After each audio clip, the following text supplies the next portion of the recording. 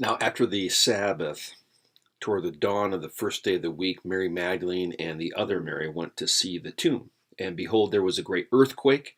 An angel of the Lord descended from heaven and came and rolled back the stone and sat on it. Done. His appearance was like lightning, his clothing white as snow, and for fear of him the guards trembled and became like dead men. But the angel said to the women, "Do not be afraid, for I know that you seek Jesus who was crucified. He's not here, for he is risen. As he said, come see the place where he lay, then go quickly and tell his disciples that he is risen from the dead, and behold, he's going before you to Galilee. There you will see him. See, I have told you." He is risen. Happy Easter. A common theme in Easter and in all the accounts of the women coming to the tomb and of Jesus and the risen Jesus talking to people, it's always do not be afraid. In fact, do not be afraid is the theme of the Gospels from Jesus' birth until his resurrection. Do not be afraid. And I think there's no more powerful words than that, because I don't care how old you are, we live in a world of fear, don't we? Especially fear of death, but I think also fear of sin.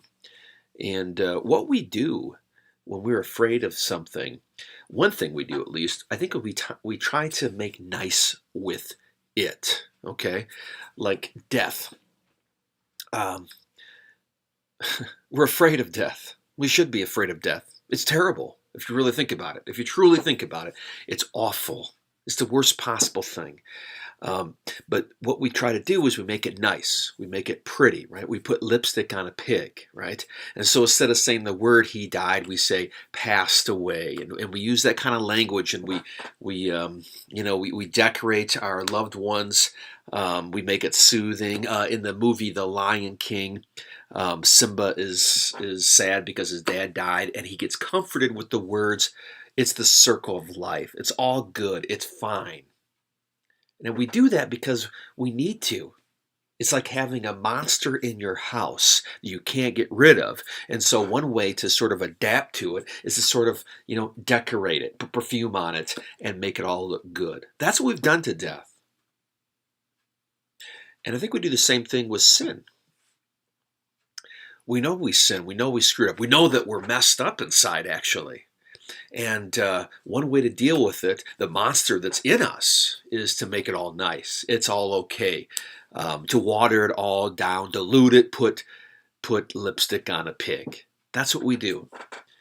Do not be afraid. Jesus has died for our sins, every single one. The worst monstrosity you can think of, paid for by his blood, forgives you. God knows it. He knows who you are, and he forgives you. And also, he has conquered death. You do not need to be afraid anymore. We don't need to decorate death and make it look nicer to deal with it. No, we can call it as it is, death, and it sucks. But Christ has conquered it, and we will rise again. The same thing for sin. We don't need to dilute sin to make ourselves comfortable with it, or to make it so, well, maybe it's not so bad. No, we can call it as it is. We can say that it's terrible. We can talk like that and be honest about who we are and what sin is, because Christ has died for those sins. We do not need to be afraid.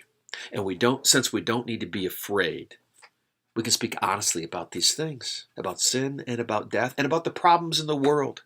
We don't need to pretend everything's okay, because Christ has made it okay in the end. He's killed them.